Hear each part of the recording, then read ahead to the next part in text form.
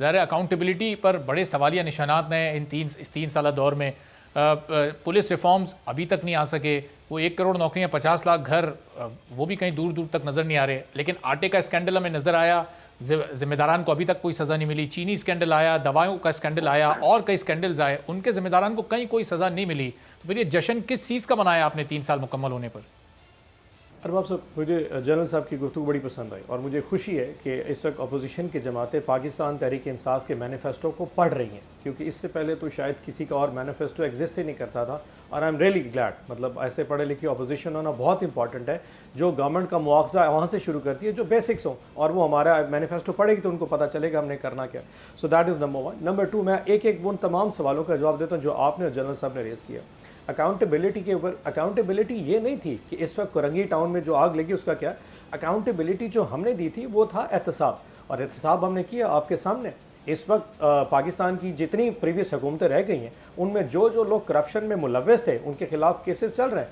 नवाज शरीफ साहब इस वक्त लंदन क्यों बैठे? एवन फील्ड का केस उनके खिलाफ खुला हुआ। शहबाज शरीफ साहब इस वक्त जमानतों के ऊपर है, इस वक्त उनके 3 केसेज उन पर चल रहे हैं। 7.5 अरब की टीटी का, 25 अरब उनके 14 चपरासियों के अकाउंट का, और इस वक्त जो आखिरी है वो भावलपुर के सैटेलाइट टाउन। और जो इन 3 सालों में जो स्कैंडल सामने आए, जो मेगा स्कैंडल सामने आए, नैब के केसेस में थोड़ा सा बता दूं आपको कि पिछले कोई तकरीबन 18 साल में नैब की टोटल रिकवरी 280 अरब है। हमारे दौर में पिछले 3 साल में 584 अरब रिकवर हो चुका है। और सब किससे ये 584 अरब किससे रिकवर किए? इसमें शहबाज शरीफ साहब से, नवाज शरीफ साहब से, आसिफ जरदारी से, खुर्शीद शाह से, इन लोगों से रिकवरीज हुई हैं?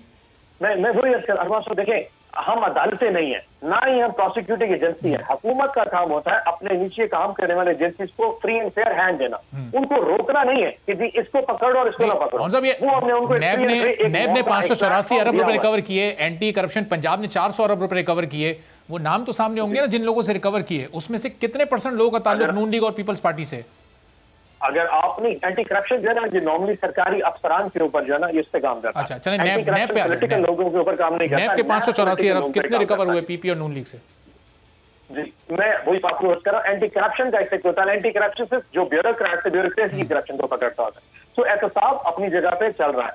इसके अलावा अगर वो बात करना चाहते हैं गुर्बत के हवाले से, देखें पाकिस्तान की तारीख में ये 584 अरब रुपए में से ये रिकॉर्ड रिकवरी की है नैब ने आपके दौर में? प्राइम मिनिस्टर इस मामले में बहुत सेंसिटिव है। साहब, ये 3 सालों में नैब ने बड़ी रिकॉर्ड रिकवरी की है, बड़ी जबरदस्त कारकर्दगी रही। लेकिन ऑन साहब, ये रिकवरी किन लोगों से हुई? को पैसे दिए जा रहे, अच्छा, मेरा सवाल दिए जा रहे हैं, तमाम का किसी पॉलिटिकल जमात से ताल्लुक नहीं है। हमारी अपनी जमात के एमएनए इस वक्त जो है प्राइम मिनिस्टर के साथ 10 दफा जाके रो चुके हैं कि सर आप पैसे जिनको दे रहे, कम अज उनको बावर तो कराइए, ये आपकी जमात या आपकी गवर्नमेंट या आपके एमएनए के तवज्जुह से जा रहे तरह से नहीं, ये अल्लाह और अल्लाह उसके रसूल का मामला है, इसमें सियासत नहीं की जा सकती। सो पॉवर्टी के हवाले से हमें पता है कि इंटरनेशनली जो प्राइसेस बढ़ी हैं, जो कीमतें बढ़ी हैं, उसका इम्पैक्ट पाकिस्तान की इकॉनमी पे आया है। अगर ब्रेंट या क्रूड ऑयल की प्राइस $45 से $80 पे जाएगी तो लामहला यहाँ तेल की कीमतें बढ़ेंगी। आरबीटी फार्म ऑयल जिससे घी बनता है, अगर वो $450 से $1100 पर बैटरी टन पे जाएगा तो लामहला या घी की कीमत बढ़ेगी।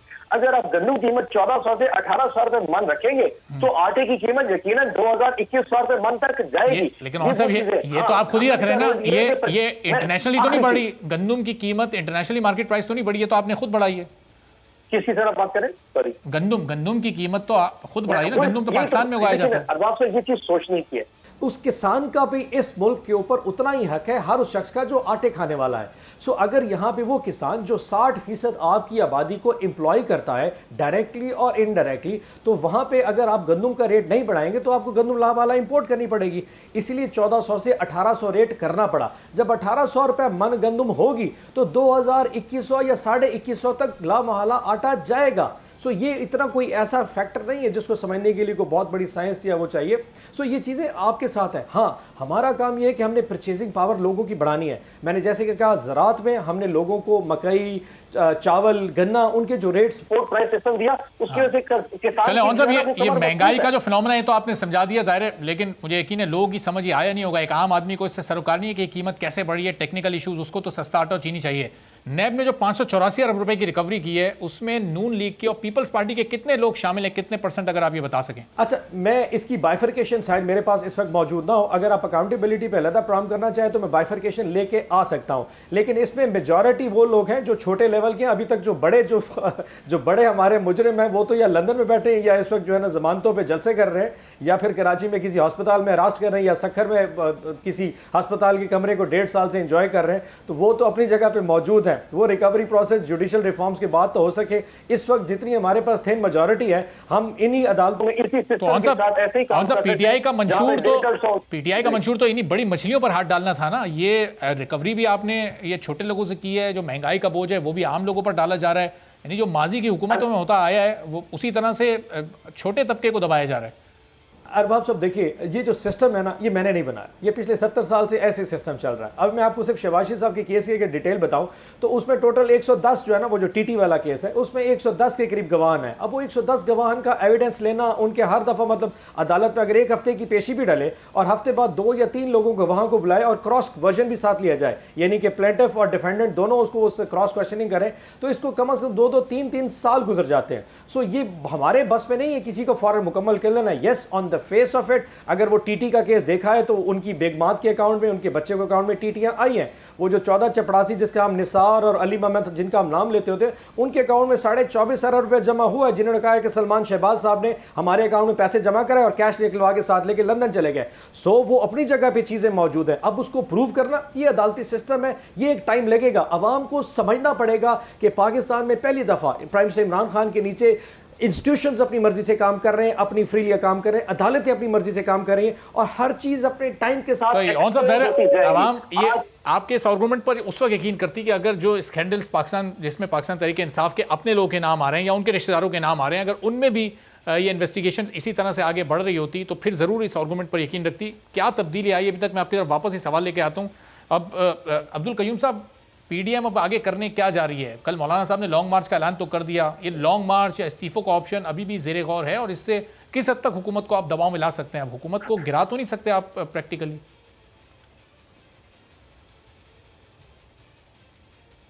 जी देखें, एक तो मैं ये ओन भाई की बात का वो कहना चाहता हूँ कि ये इन्होंने ठीक कहा कि अदालतों ने फ़ैसला करना होता है, तो ये अच्छी बात है ना। तो आप अदालत का भी हाई कोर्ट का फ़ैसला देखें जो उन्होंने शहबाज शरीफ का दिया है।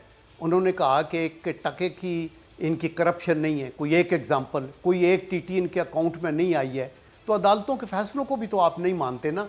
फिर आप एक और नया केस निकाल लेते हैं बिकॉज आप वो जो आटे वाले लोग हैं या चीनी वाले या जो ड्रग्स, ये आपकी जो मेडिसिन्स की के अंदर और ये सर्कुलर रोड, ये मतलब इतने बड़े बड़े स्कैंडल हैं बीआरटी वगैरह के कि उसके ऊपर आप बंद किए। तो देखें, ये कभी भी तारीख साज जब तारीख लिखेगा ना मुअर्रिख, तो वो ये चीज़ें को ज़रूर हाईलाइट करेगा। ये वक्त तो गुजर जाएगा, इनकी हुकूमत है, ये जो मर्जी है कहते रहें, बदनाम करें, मीडिया पे करें, वो करें। लेकिन आई थिंक एक डिस्पैशनेटली एक मुसलमान की हैसियत से आप ये देखें, अकाउंटेबिलिटी या एहतसाब करें, अक्रॉस दी बोर्ड करें, किसी को ना बख्शें और जितने बड़े अहदे पे बंदा उसको सख्त से सख्त सजा हो।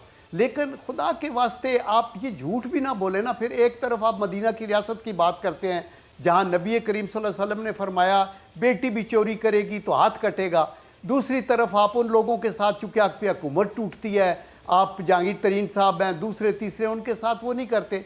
दूसरा, आपका जो बैलेंस ऑफ पेमेंट का सिस्टम इतना एग्रावेट होता जा रहा है।